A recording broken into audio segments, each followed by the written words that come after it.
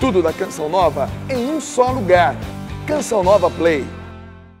Então proclame comigo, todos juntos? Não extingais. Repete. Não extingais o Espírito. Gente, maravilhosamente, Deus reservou um versículo. Claro, a Bíblia não foi escrita em versículos, depois é que foram divididos em capítulos e versículos. Mas Deus reservou um versículo para dizer isso. Não extingais o Espírito. Na hora da divisão em versículos, esse não precisava ser um versículo. Ele é tão curtinho. Ele poderia vir com o versículo anterior. Ele poderia estar ligado ao versículo que vem depois. Não extingais o Espírito, não desprezeis as profecias. Ficaria um versículo maiorzinho. Mas Deus fez questão de reservar para nós este versículo. Não extingais o Espírito. Não extingais o Espírito. E você entende que extinguir o Espírito é extinguir o Espírito. E se a palavra de Deus diz, não extingais o Espírito, é porque, infelizmente, é possível extinguir o Espírito. O Espírito pode ser extinto em nós. E daí o Senhor nos dizendo, não extingais o Espírito. Continua, examinai, não desprezeis as profecias. Aliás, veja comigo a nota referente ao versículo 19, aí na Bíblia da Ave Maria. Viram a nota lá embaixo no pé da página, não é verdade? 19, não extingais. Leia comigo. Não contrarieis as manifestações do Espírito Santo, o dom das línguas, as profecias, etc. E veja, essa Bíblia não foi escrita agora, as notas dessa Bíblia não foram escritas agora. Se você vai lá na primeira capa da Bíblia, logo que tem a Bíblia Sagrada aqui na frente, né? Depois você vira atrás, lá está. No imprimatur, 1957. Olha lá, antes do concílio. A outra data que tem, de uma reimpressão, foi em 1971. Estava no comecinho da renovação. E graças a Deus, aqueles que trabalharam nas notas desta Bíblia, já esclareceram para nós aqui. E vamos repetir a leitura desta nota 19. Não extingais, quer dizer o quê? Não contrarieis as manifestações do Espírito Santo. O dom das línguas, as profecias, etc. Então, é o Senhor dizendo a nós, renovação carismática, primeiro a nós. Muitas vezes, em situações assim, a gente começa a olhar para os padres, para os párocos das nossas paróquias, né? E referir a palavra a eles. Eles não deveriam estar impedindo, contrariando, proibindo as manifestações do Espírito Santo, dos carismas do Espírito Santo, como o dom das línguas, das profecias, etc. Nós olhamos às vezes para os bispos, para o bispo da nossa diocese, e dizendo, ele não devia contrariar, ele não devia impedir as manifestações do Espírito Santo, os carismas do Espírito Santo, o dom das línguas, o dom de profecias, o dom das curas. E em geral nós não olhamos para nós mesmos. Enquanto muitas vezes, infelizmente, quem está impedindo, quem está segurando, quem está freando, somos nós mesmos. Somos nós mesmos. Reclamamos, mas não fazemos aquilo que é possível fazer. Se Deus quiser, Ele mesmo vai esclarecer tudo isso no decorrer desses dias. Mas está aí a palavra de Deus para nós. Não extingais o Espírito. Em outras palavras, como está na nota, não extingais, não contrarieis as manifestações do Espírito Santo. O dom das línguas, o dom das profecias, o dom de profecias, o dom de cura, o dom do discernimento dos espíritos, o dom de palavra de ciência, o dom de palavra de sabedoria. Depois continua: examinai tudo, abraçai o que é bom, guardai-vos de toda espécie de mal. Leia comigo agora o versículo 23, todos. O Deus da paz vos conceda santidade perfeita, que todo o vosso ser, espírito, alma e corpo, seja conservado irrepreensível para a vinda de nosso Senhor Jesus Cristo. Repete: o Deus da paz vos conceda santidade perfeita. Veja bem, santidade perfeita, perfeita, quer dizer, santidade completa, perfeita, feita totalmente, santidade perfeita. Que o Deus da paz vos conceda santidade perfeita, que todo o vosso ser, que o vosso ser inteiro, inteirinho, que aí explica espírito, alma e corpo, continua, sejam conservados, irrepreensíveis para a vinda de nosso Senhor Jesus Cristo. Seja conservado irrepreensível para a vinda de nosso Senhor Jesus Cristo. Para quando? Eu queria escutar mais forte. Para quando? Para a vinda de nosso Senhor Jesus Cristo. Gente, inclusive o Senhor está dando a nós em abundância o seu Espírito por causa disso. Para que esse Deus da paz nos conceda santidade perfeita. Nos conceda santidade perfeita. E que todo o nosso ser, espírito, alma e corpo seja encontrado irrepreensível na vinda, para a vinda de nosso Senhor Jesus Cristo. A Bíblia fala muito a respeito de o esposo e a noiva. Até eu quero repetir isso. Se você já escutou, ouve mais uma vez. A maneira de casamento dos judeus era bem diferente da nossa. Era até muito interessante que os dois se casavam e era casamento mesmo, estavam casados. Somente que não moravam juntos. Pelo contrário, casados, ia o noivo para preparar a casa, e todo o necessário para eles morarem, para poder então também se casar, morando na mesma casa. Enquanto a noiva ficava preparando-se, e veja bem, preparando-se e preparando o seu enxoval. E o que acontecia era isso: quando o noivo estava pronto, ele vinha para buscar a sua noiva. Era inclusive uma coisa bonita, ele vinha para buscar a sua noiva e levá-la agora para a sua casa, para começarem a sua vida juntos. Antes dele vir, quando ele percebia que as coisas estavam prontas da parte dele, ele mandava o chamado amigo do esposo. E João Batista fala disso, dizendo: eu não sou o Messias, eu não sou o Cristo, eu sou apenas o amigo do esposo. O amigo do esposo vinha na frente para ver se a noiva estava preparada.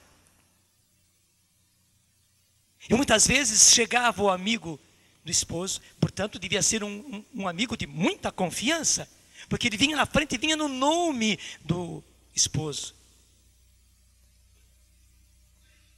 Muitas vezes chegava o amigo do esposo e encontrava a noiva despreparada, até mesmo se por acaso, e acontecia isso muitas vezes, o noivo tinha muitas dificuldades, demorava muito a aprontar a casa, e a noiva se descuidava, até pensava: ele já me esqueceu, ele não virá mais, mil coisas. Demora tanto, já demorou tanto tempo, acho que não vem mesmo, deixa eu viver a minha vida. E quando chegava o amigo do esposo, encontrava a esposa despreparada, ela despreparada, coração despreparado, e enxoval despreparado. Gente, nós estamos nesses tempos. Porque foi assim realmente que aconteceu. Jesus veio e desposou-se conosco. E veja, a aliança feita entre Jesus e nós foi aliança de sangue. Foi aliança de sangue. Muitos casamentos antigamente se fazia assim. Vem cá. Se fazia um corte no pulso do marido, fazia-se um corte no pulso da mulher, e a união se fazia no sangue dele e no sangue dela. Só que conosco foi muito mais. Foi vida por vida. Foi vida por vida. Jesus deu a vida dele, indo até o derramamento total do seu sangue para nos dar vida. Gente, muitas vezes acontecia isto. Aquele rapaz queria casar-se com aquela moça, mas aquela moça era escrava. Naquele tempo havia isso, escravidão. E claro, ela não podia se casar. O que tinha que fazer? O noivo tinha que comprar aquela noiva. E claro, quando o senhor dela sabia que havia um rapaz interessado em casar-se com ela, subia o preço. Subiu o preço. Ele não ia perder uma escrava assim, à toa, ainda mais como tinha alguém interessado. Havia procura, a oferta subia. Foi o que aconteceu com Jesus. Jesus, para comprar-nos, porque ele queria realmente casar-se conosco, queria. E como nós estávamos escravos, está claro na palavra de Deus, escravos do pecado. Para você ter a certeza disso, volta um pouco atrás na sua Bíblia. Efésios capítulo 2. Efésios capítulo 2. Não somente nós estávamos escravos, estávamos mais do que escravos. A palavra de Deus diz que nós estávamos mortos. E por isso é que Jesus deu a vida. Para nos dar a vida, Ele deu a sua vida. Para comprar a nossa vida, que estava na morte, espiritualmente estava na morte. Jesus deu a sua vida. Está aí claro. Leia comigo. E vós outros estáveis mortos por vossas faltas, pelos pecados que cometestes outrora, seguindo o modo de viver deste mundo, do príncipe das potestades do ar, do espírito que agora atua nos rebeldes. Também nós todos éramos deste número, quando outrora vivíamos nos desejos carnais, fazendo a vontade da carne e da concupiscência. Éramos como os outros por natureza, verdadeiros objetos da ira divina. Está claro aí, está claro. Continua. Mas Deus, que é rico em misericórdia, impulsionado pelo grande amor com que nos amou, quando estávamos mortos em consequência de nossos pecados. Repete esse versículo 5. Quando estávamos mortos em consequência de nossos pecados, deu-nos a vida juntamente com Cristo. E veja como é que está expresso aí. Deu-nos a vida juntamente com Cristo. Gente, foi vida por vida. Ele deu a vida dele para comprar a nossa. Ele não nos comprou, como diz São Pedro, com o preço de ouro ou de prata, não. Ele comprou-nos ao preço do seu sangue. O casamento nosso com Jesus foi feito na base de sangue, na base de vida. Ele deu a vida para comprar a nossa vida, porque nós éramos escravos e mortos. E para dar-nos vida, então, Ele deu a sua vida. E deu todo o seu sangue. Deu-nos a vida juntamente com Cristo. Quando estávamos mortos em consequência de nossos pecados, deu-nos a vida juntamente com Cristo. Leia comigo o que vem. É por graça que fostes salvos. É por graça que fostes salvos. Pura graça. Foi gratuito, totalmente gratuito. Nós estávamos escravos e mortos. Não tínhamos nada a fazer. Nada. Nada desse mundo nos tiraria da situação de escravos. Como acontecia, nenhum escravo podia fazer nada para sair da sua situação de escravo. Só se um outro fizesse. E o Senhor fez. Jesus fez. É por graça que fostes salvos. Continua, juntamente com Ele, nos ressuscitou e nos fez assentar nos céus com Jesus Cristo. O restante é importante, mas deixa lá. Eu repito então, muitas vezes a noiva era escrava. Então o noivo, antes de casar-se com ela, para poder casar-se com ela, tinha que comprá-la, tinha que resgatá-la. Gente, está expresso aqui muito claro como é que foi que o Senhor nos resgatou. Até a gente usa essa expressão, né? Num leilão a gente resgata aquela prenda, resgata aquela novilha. Jesus nos resgatou, comprou-nos. E por quê? Porque nós estávamos escravos. E comprou-nos para quê? Para poder nos desposar. Depois que Ele fez isso, aí já estávamos casados com Jesus. E a aliança, eu quero repetir, foi feita na base do sangue. Foi feita na base do sangue. Foi muito mais. Foi muito mais. Foi coração com coração. Foi corpo com corpo. Jesus deixou o seu corpo estraçalhado na cruz. Porque, gente, Ele não foi apenas crucificadinho, não. Existem alguns crucifixos que mexem com a gente. Os crucifixos barrocos aqui do Brasil mexem com a gente acha que são exagerados. Não, eles não são exagerados. Pelo contrário, eles são pouco exagerados.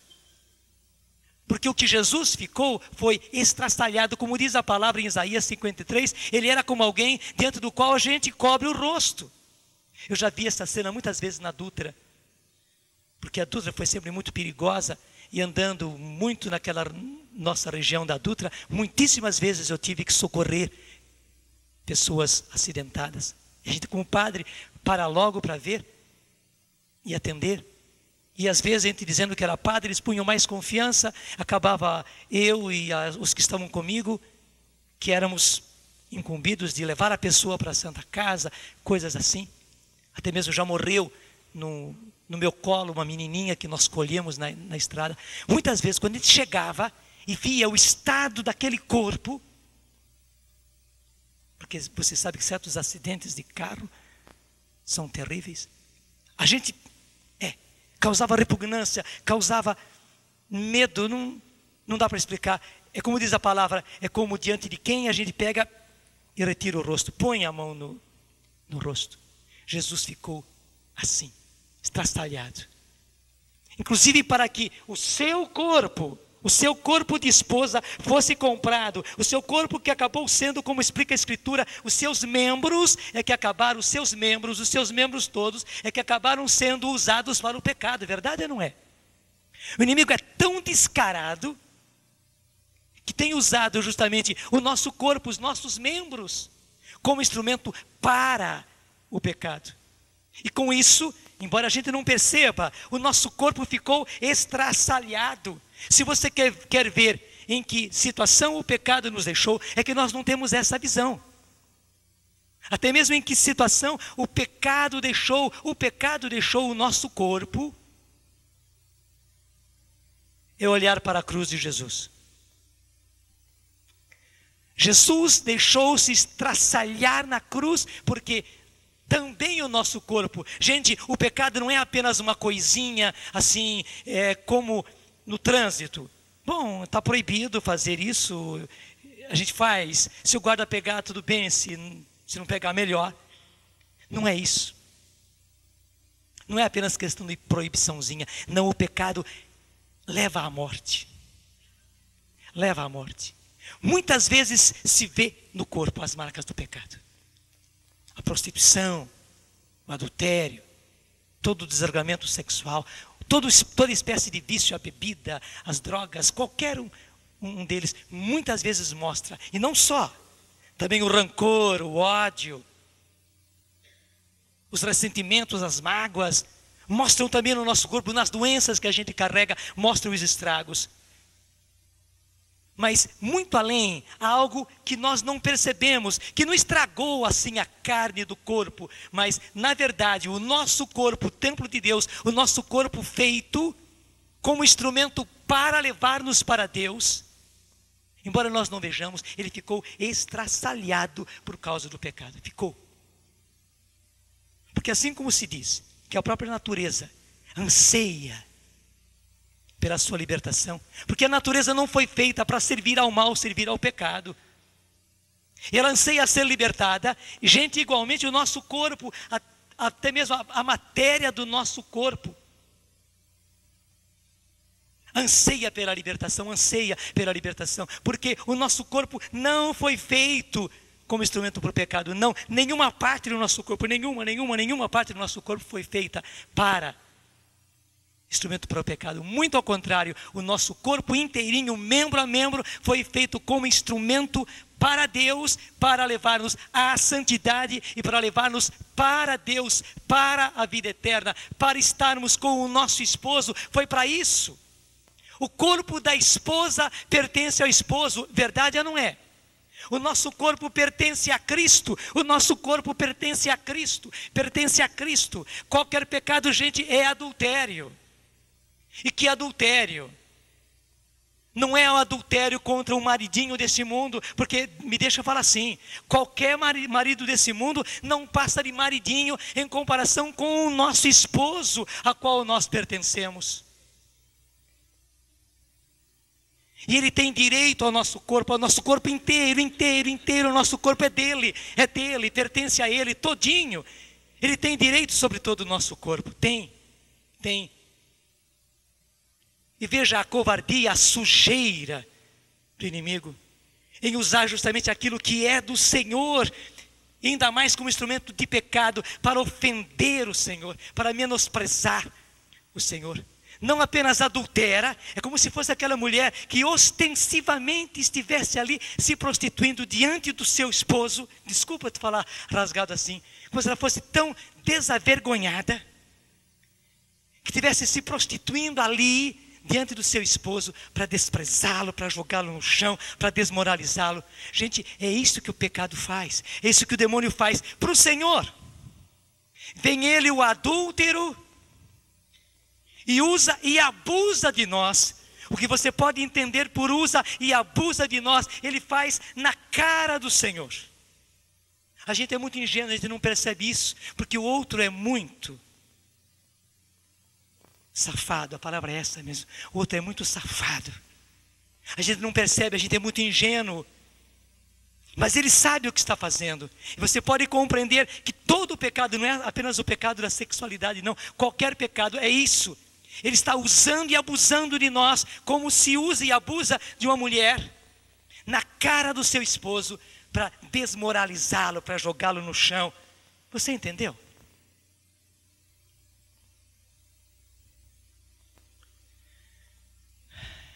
É para respirar fundo mesmo, né? Graças a Deus que o Senhor nos esclarece, que o Senhor nos mostra. Deixa eu entrar já direto naquilo que é preciso falar. Gente, e hoje, quem é o amigo do esposo, que veio na frente do esposo, para ver se a noiva está pronta, preparada? E se ela não está, ajudá-la a preparar-se. Quem é o amigo do esposo? É isto, aquele de quem Jesus disse: eu enviarei o advogado, o paráclito. E ele é que vos fará conhecer a verdade. Ele vos levará à verdade completa. Graças a Deus. E por que é que o Senhor hoje, veja, um derramamento do Espírito Santo, igual que nós estamos tendo agora, não houve outro na igreja, a não ser lá no comecinho da igreja, em Pentecostes, na igreja primitiva. É por isso que muitos padres e muitos teólogos, muitos exegetas, dizem que esse derramamento do Espírito Santo, essas manifestações carismáticas, pode ser que até mesmo aqueles que fizeram as notas dessa Bíblia, quando pensaram nisso e colocaram ali que não extingais o Espírito, quer dizer, não empeçais as manifestações carismáticas do Espírito, como o dom de línguas e tal, pensassem nisso, mas pensassem nisso lá naquele tempo, para os tessalonicenses. Mas para hoje não. Mas por que eles pensam assim? Porque depois daquele enorme derramamento do Espírito, com todas as manifestações dos dons que houve na igreja primitiva, Depois, nunca faltou o Espírito Santo, nunca faltaram os dons do Espírito Santo. Mas um outro derramamento, com tanta abundância, com tantos dons, com tantos carismas, com tantas manifestações, como agora, nunca houve na igreja. E por que é que o Senhor fez isso? Porque Ele está enviando o amigo do esposo para ver a situação da sua noiva, que somos nós. Gente, a noiva somos nós. Somos cada um de nós e nós em conjunto. E veja, não somos somente nós, mas somos nós e os nossos irmãos que estão por aí. É uma multidão de irmãos nossos. E eu pergunto para você, você veio de uma diocese, você veio em nome de uma diocese, você veio representando os seus irmãos de uma diocese. Talvez você foi escolhido por Deus, e escolhido pelo seu bispo, ou escolhido pela renovação da sua diocese, para você ser o coordenador. Em outras palavras, você ser o pastor, você ser o irmão mais velho, a irmã mais velha, que confirma os seus irmãos, porque eles precisam disso. Pastor para eles. Eu pergunto a você, a noiva da sua diocese, como é que está? Primeiro, a noiva da sua diocese, dentro da renovação, ela está prontinha, preparada? O esposo pode vir e pode pegá-la que ela está prontinha? Os da renovação. Olha para os grupos de oração que existem na sua diocese. Olha a renovação que há na sua diocese. Olha os jovens.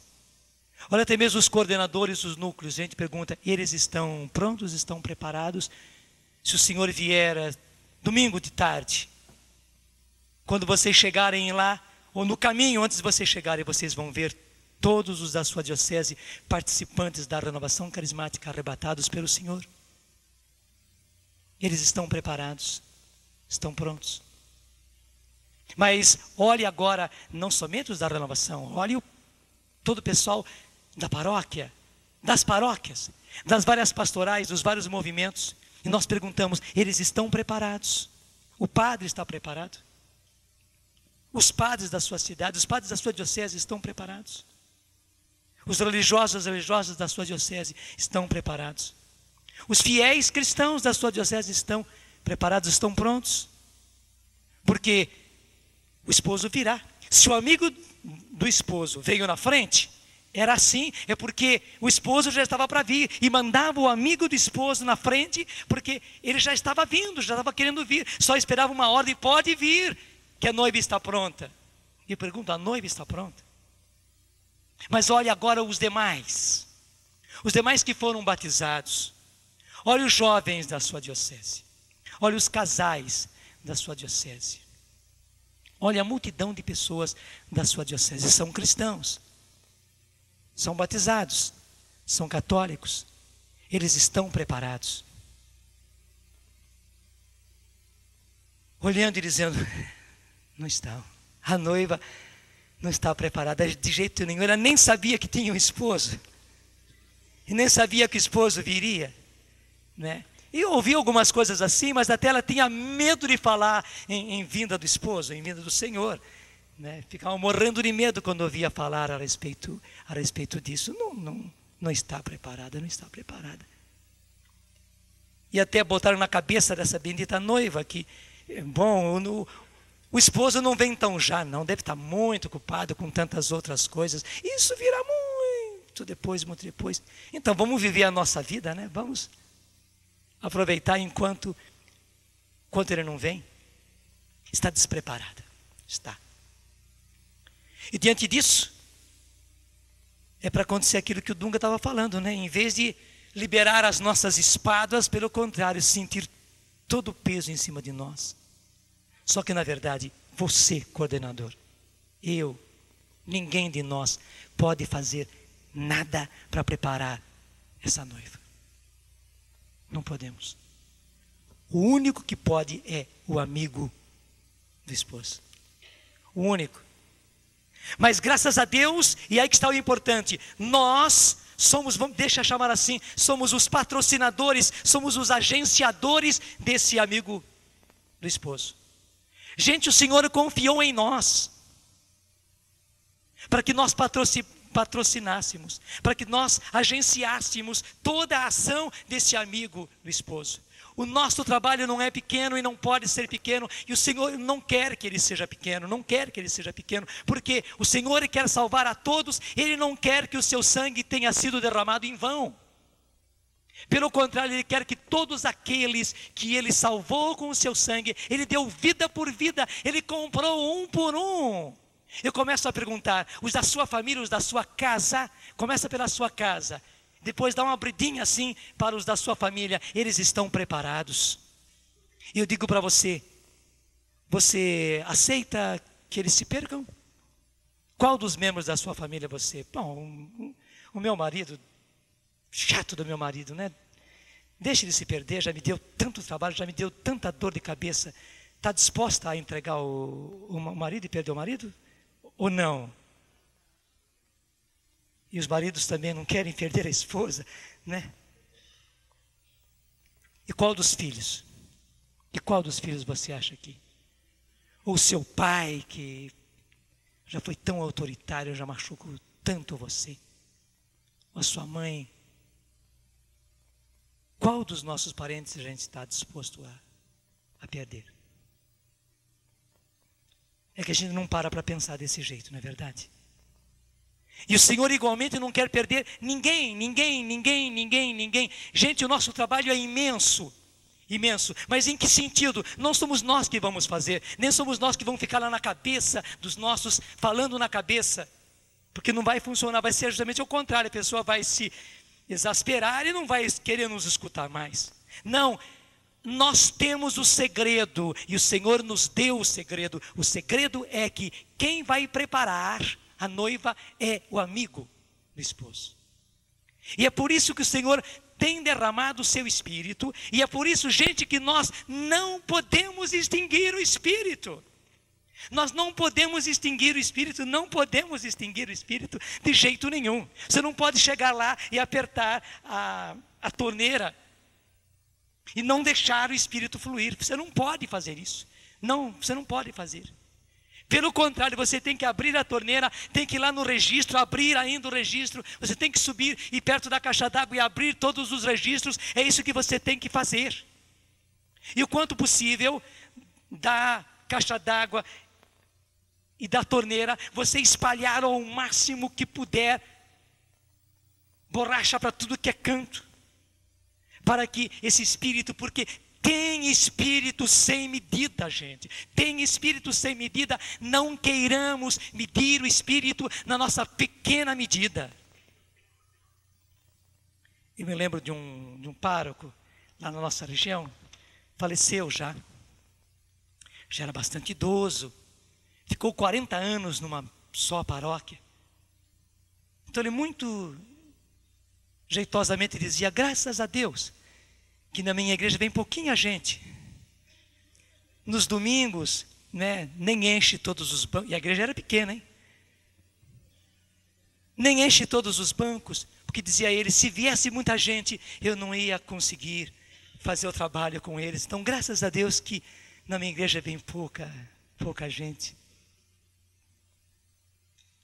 Não meça a medida do Espírito com a nossa medida. Deixa eu falar uma outra coisa.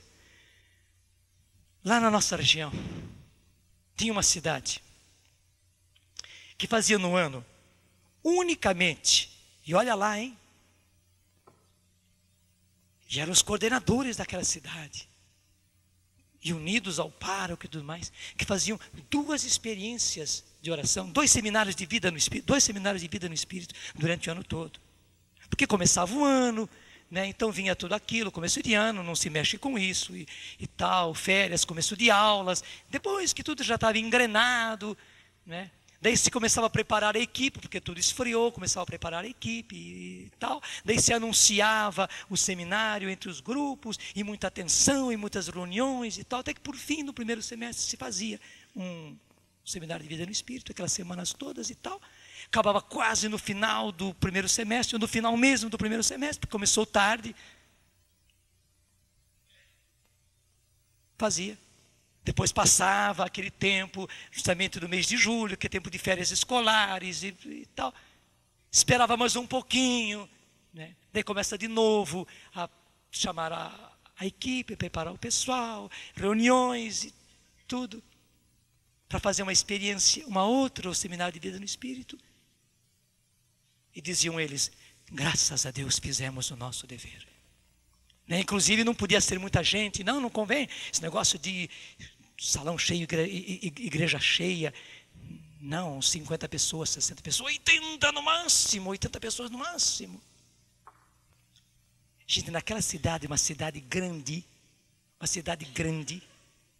se eles atingiam 150 pessoas com o seminário de vida no Espírito, era muito. Que atrocidade.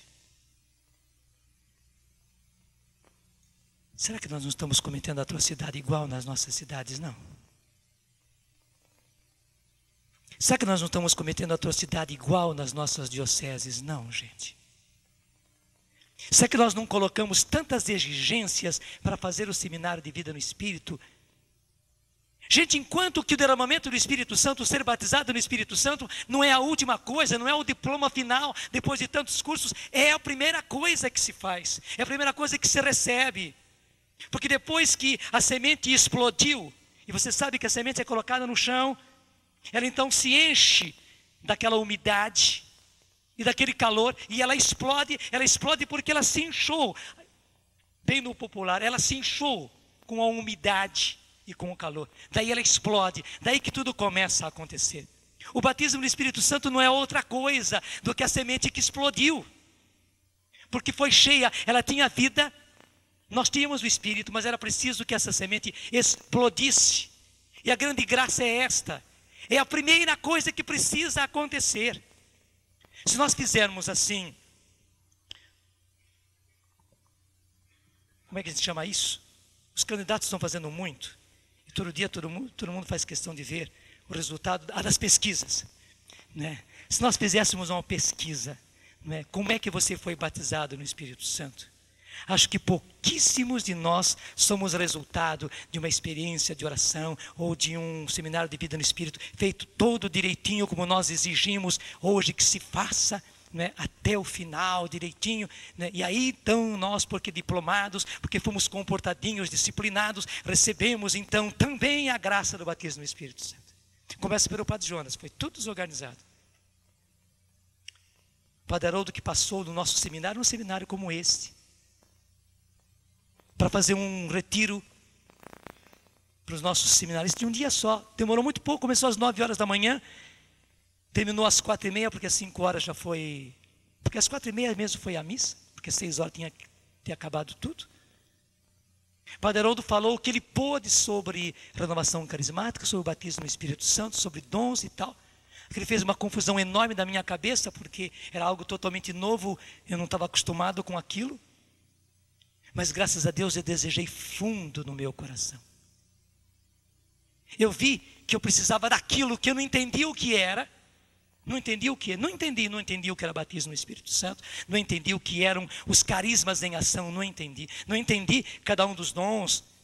E quando se falou de cura e de línguas, aquilo fez uma confusão na minha cabeça.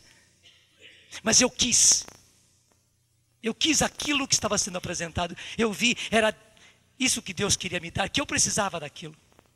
E quando o Padre Haroldo passou, impondo as mãos sobre cada um de nós padres, eu quis do fundo do meu coração, não senti nada na hora, não senti. Mas aquela noite, a partir da minha oração, eu comecei a orar como nunca tinha orado na minha vida, e gente, foi assim, não parei até hoje. Isso foi lá no dia 2 de novembro de 1971. Ainda faz questão de 10 dias, eu encontrei um senhor lá da nossa diocese, que foi comigo para essa experiência de oração completa lá em Campinas. Nós nem sabíamos que íamos, nós dois éramos da mesma diocese, só que um numa cidade, outra noutra, nos encontramos lá. Ele ainda me recordava aquela primeira experiência, ele também ainda hoje está firme, graças a Deus. Foi lá, depois que eu fiz uma experiência de oração completa, foi quando eu comecei a entender o que era tudo aquilo, e mais do que isso, foi fácil entender, porque eu já estava vivendo aquilo. Eu já tinha experimentado na minha vida. Não é verdade que a maior parte de nós foi assim? Se não foi desse jeitinho que eu falei, foi por aí. Deus pegou a gente no tapa. E acho que o único jeito de pegar a gente era no tapa mesmo, né? E em geral pegou a gente de calça curta. Porque justamente o coordenador da cidade de São Paulo anda por aí nesse encontro de calça curta. Nós encontramos o coordenador da cidade de São Paulo de calça curta aí.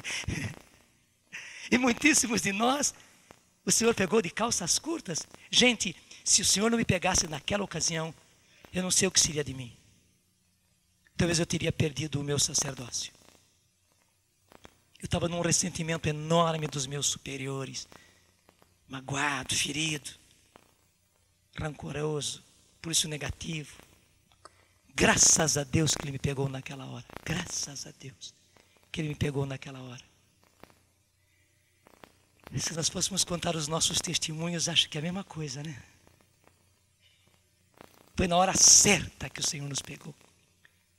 Eu tenho contado, acho que muitos de vocês conhecem o Zé Pretinho, lá da nossa diocese, né? Que tem ido a muitos lugares para orar pelas pessoas, tem um dom de cura interior, de libertação muito grande, graças a Deus também. Eu me lembro, eu fiz na cidade dele, que é a cidade de Piquete, uma experiência um seminário de vida no Espírito. Até foi lá na capela do hospital militar que havia em Piquete. Só que acontecia que a cada semana do seminário vinha mais gente. E eu explicava, gente, não tragam mais ninguém, porque o seminário é uma sequência. Então, quem não fez as palestras anteriores não vai entender, então não tragam mais ninguém. Mas a cada semana, mais gente, mais gente, mais gente. Parece que eu falava ao contrário. Até que chegamos na última semana, quando ia haver a efusão do Espírito Santo. E naquele tempo nós fazíamos isso, impondo as mãos sobre cada um e pedindo pessoalmente o batismo no Espírito Santo para cada um. Por isso eu dividi em duas turmas, uma turma que veio às 7 horas da noite e até pelas 9 horas, e outra turma que começava às 9 e ia para frente. Porque era muita gente, né? E fiz 1000 recomendações que não trouxesse ninguém novo.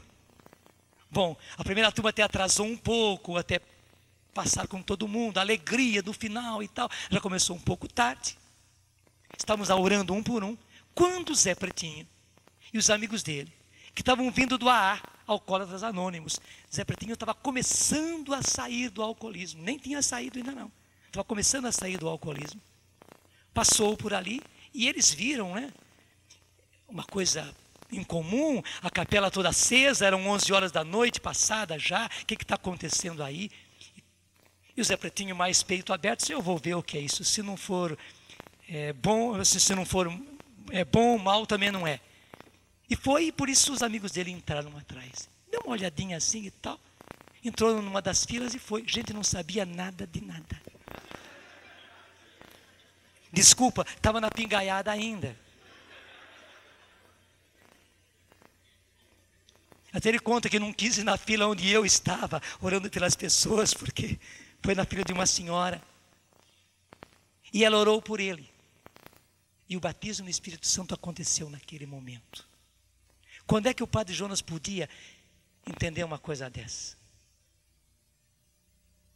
E olha se eu perdesse o Zé Pretinho.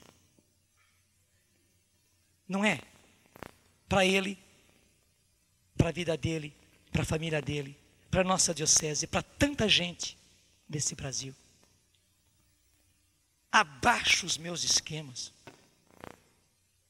Abaixo os meus esquemas. Os meus esquemas são muito curtos. Eu sei, gente, eu não estou indo nada contra. Eu, inclusive, colaborei naqueles 3 livros iniciais da renovação. E é o segundo deles, né? Sereis batizados no Espírito. Não, o nome não é esse, não. Recebereis o Espírito Santo. O segundo deles tem, inclusive, todo o esquema de um seminário de vida no Espírito. Eu ajudei também a fazer aquilo. Eu colaborei também, participei. Não é que não devamos fazer seminário de vida no Espírito. Temos que fazer. Temos sim. Como eu fiz, mas eu já estava batizado no Espírito Santo. Como o Zé Pretinho fez.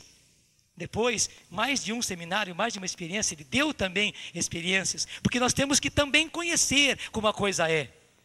Mas eu quero dizer a vocês, não são os nossos esquemas. Não é um curso que vai com o preliminar, depois o curso médio, depois o curso superior.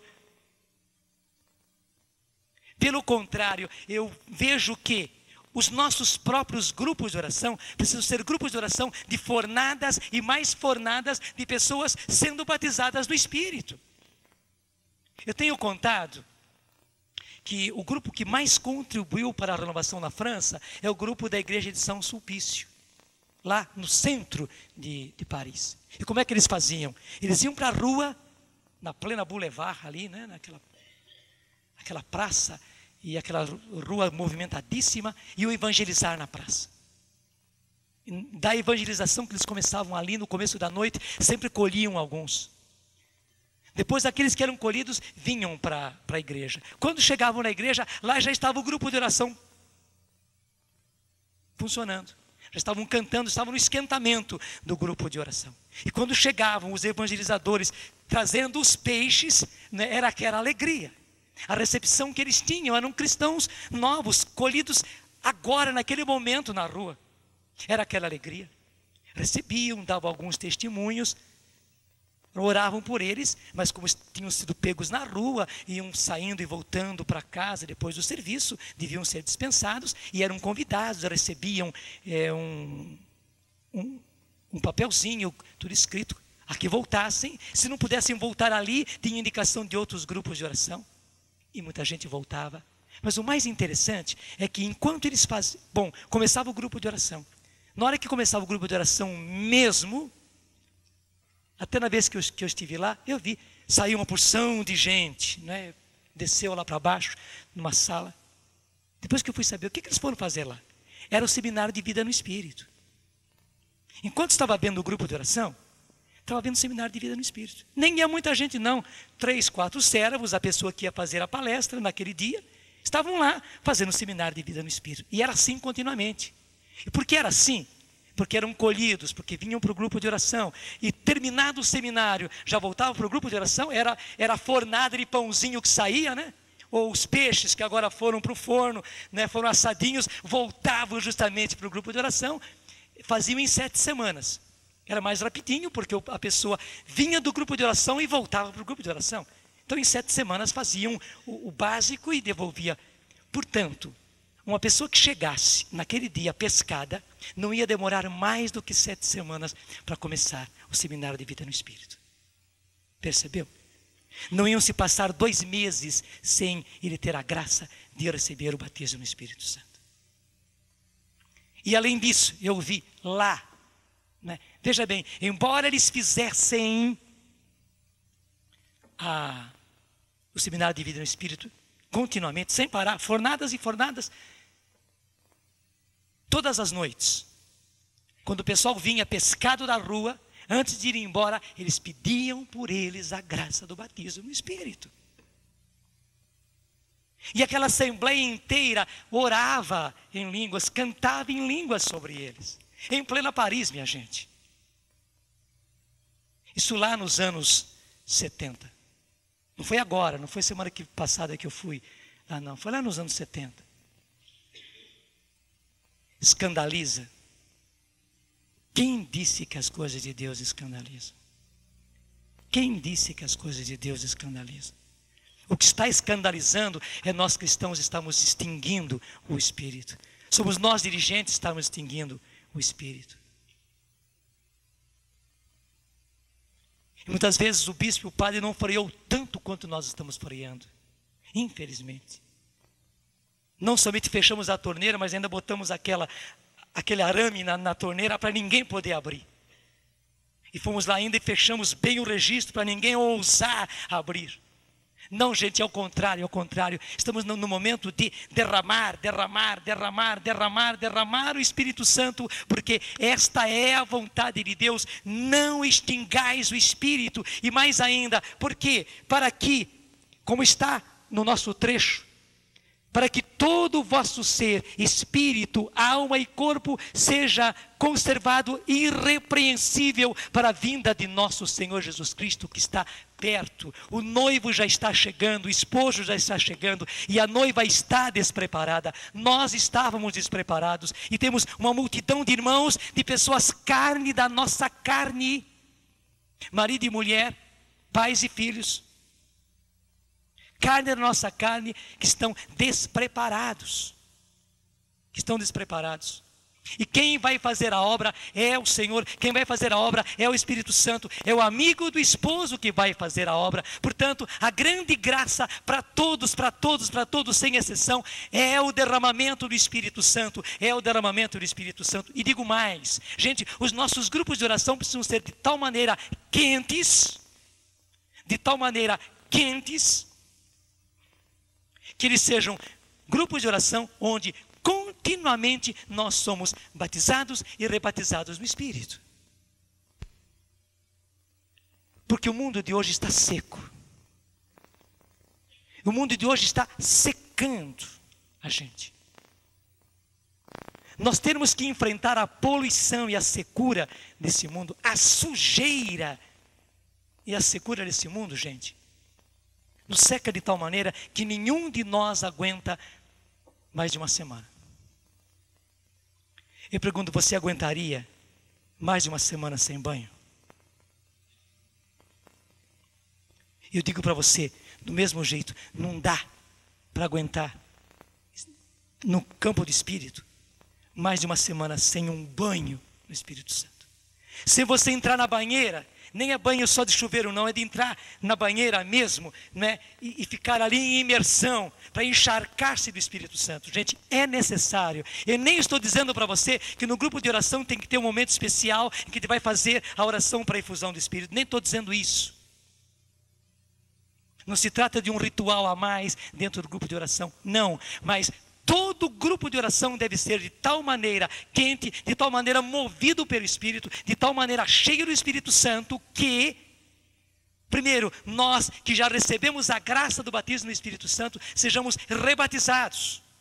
Porque você sabe muito bem que o ser batizado no Espírito Santo quer dizer encharcar-se do Espírito. Não é apenas receber, não é o Espírito Santo quem nos batiza, mas somos nós que somos batizados no Espírito Santo. Não é isso que Jesus disse? Vós sereis batizados no Espírito Santo. Nós precisamos disso. Nós precisamos disso. Porque o mundo nos seca e nos suja. E muitas vezes nós somos, desculpe, lenços sujos. Deixa eu pegar esse aqui que é branquinho. Nós já somos lenços sujos e secos, tentando limpar os outros e tentando levar a umidade do Espírito para os outros. E não fazemos nada. Pelo contrário, nós somos os primeiros. E digo, você que é coordenador, eu que estou à frente, eu que sou pregador, eu preciso continuamente estar sendo batizado e rebatizado no Espírito Santo, gente. Porque o próprio ministério nos seca. O próprio ministério nos suja. Porque estamos tratando com o mundo, estamos tratando com o pecado. Assim como o médico, se ele não tem cuidado, ele acaba se infeccionando. Verdade ou não é? Porque ele está continuamente em contato ali com micróbios, com micro-organismos, com todo tipo de doença. Ele precisa se precaver. Ele precisa se imunizar. Igualmente, porque nós estamos tratando diretamente com o pecado, porque estamos tratando diretamente com o autor do pecado, nós precisamos continuamente estarmos sendo batizados no Espírito Santo. E por que isso? Porque nós não sabemos quando o Senhor virá. Ele virá como um ladrão. Nós sabemos que Ele está às portas.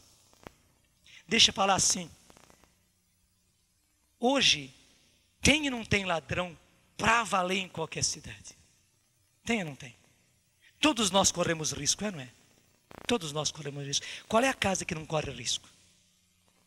Qual é a empresa, qual é a firma que não corre risco? Qual é o banco que não corre risco? Se até banco, né, com guarda, com tudo, corre risco. Nós sabemos, e por isso fechamos as nossas casas. Cadeamos as nossas casas. Fomos correntes das nossas casas. 1000 coisas. Muros altos das nossas casas. Nós sabemos que o ladrão está aí. Mas você sabe em que hora o ladrão vai entrar na sua casa? Ou em que hora ele vai roubar o seu carro, roubar o seu gravador? A gente não sabe. É que muitos de nós dizem, bom, mas o Senhor disse que Ele virá como um ladrão. Não é? Então nós não sabemos quando virá. Gente, nós sabemos que os ladrões estão aí, só que nós não sabemos quando é que ele vai entrar. Da mesma forma, o Senhor já está próximo, já está às portas, só que nós não sabemos que hora é que ele vai abrir a porta e entrar e dizer: cheguei, vim te buscar, minha noiva. Vim te buscar, minha noiva. Gente, vai ser lindo quando você olhar e vir na sua frente o noivo, Jesus. As mulheres sentem muito mais isso do que nós homens, né? Porque vocês, inclusive, são mais sensíveis do que a gente. Mas nós homens também experimentamos o que seja isso. Quando a gente abrir os olhos e encontrar: é o Senhor. Eu vim te buscar, meu servo. Eu vim te buscar. Vai ser maravilhoso. Somente que vai ser terrível se eu e você não estivermos preparados. E mais ainda, vai ser terrível se os nossos não estiverem preparados. Porque o Senhor quer levar a noiva inteirinha. Ele não quer levar só a cabeça da noiva, não. Quem de vocês casa só com a cabeça da noiva? E também não quer, o Senhor não quer levar somente as pernas da noiva, não quer. Não quer levar apenas o tórax da noiva, não. Não quer levar apenas os braços da noiva. Não, Ele quer levar a noiva inteirinha. Inteirinha. E não quer nenhuma noiva aleijada, nem que seja o dedinho do pé, não. Ele quer salvar a noiva inteirinha, quer levar a noiva inteirinha. Linda, bonita, perfeita, em santidade perfeita. E é por isso que eu e você precisamos estar preparados. É preciso que a multidão das pessoas pelas quais nós somos responsáveis, a partir de casa, a partir da família, a partir da paróquia, a partir do grupo de oração, a partir da sua cidade, a partir da sua diocese, todos eles precisam estar preparados. Gente, há muito por fazer, e o que temos que fazer é isso: não extinguir o Espírito. Pelo contrário, nós temos justamente a rede que se abre, e esse é o seu papel. Não tenha medo da ação do Espírito. Não sou nenhum recupero, né? Mas deixa eu falar agora. Gente, eu sou do Conselho Nacional. Estou falando também em nome do Conselho Nacional. Eu não sou novatinho no Conselho Nacional. Eu participo do Conselho Nacional desde a primeira equipe. Já fiz a minha propaganda já. Mas só para dizer para você, eu estou falando também em nome do Conselho Nacional. Eu estou falando também em nome da Ofensiva Nacional. Foi isso que nós sentimos ser a vontade de Deus. Gente, não é para frear. Tira o freio de mão. Tira o pé do freio. Bota o pé no acelerador. Claro, usa direitinho a direção. Vai pela estrada, não vai pelo buraco. Mas tira o freio de mão, tira o pé do freio. Bota o pé no acelerador, deixa, porque tem combustível em quantidade. O Espírito Santo está aí para entrar com abundância, e digo mais, com a abundância dos dons, Depois voltaremos a falar a respeito disso. Gente, é hora de abrir e não na hora de frear, porque a palavra de Deus para nós nesse encontro é essa: não extingais o Espírito. Repete comigo. E diga: não extinguir o Espírito. É hoje abrir as comportas para que todos nós sejamos batizados e rebatizados no Espírito Santo. E que todos os nossos irmãos, os sacerdotes e bispos, os religiosos e as religiosas, e todos os fiéis leigos, sem exceção, recebam a grande graça de serem batizados no Espírito Santo. Obrigado, Senhor, porque já mandou o amigo do esposo. E esse amigo do esposo está querendo preparar toda a noiva, desde o bispo da minha diocese, que é o apóstolo, que é o cabeça escolhido pelo Senhor, até o mais humilde e fiel. Que toda esposa seja recuperada pelo Senhor, preparada para o Senhor, e seja pronta para o Senhor, em santidade perfeita, de espírito, alma e corpo. Eis-me aqui, Senhor. Em primeiro lugar, eu necessito do Teu Espírito. Em primeiro lugar, necessito De ser cheio do Teu Espírito Santo. ser cheio do Espírito Santo. E eu me coloco na Tua disposição E eu me coloco na sua disposição para levar esse batismo no Espírito, para levar esse batismo no Espírito, especialmente para aqueles especialmente para aqueles por quem eu sou responsável, por quem eu sou responsável na minha cidade, na minha cidade, na minha diocese. na minha diocese. Eis-me aqui, meu Deus. Eis-me aqui, meu Deus. Vinde, Espírito Vinde, Santo. Espírito Santo. Vinde, Espírito Santo. Tudo da Canção Nova em um só lugar. Canção Nova Play.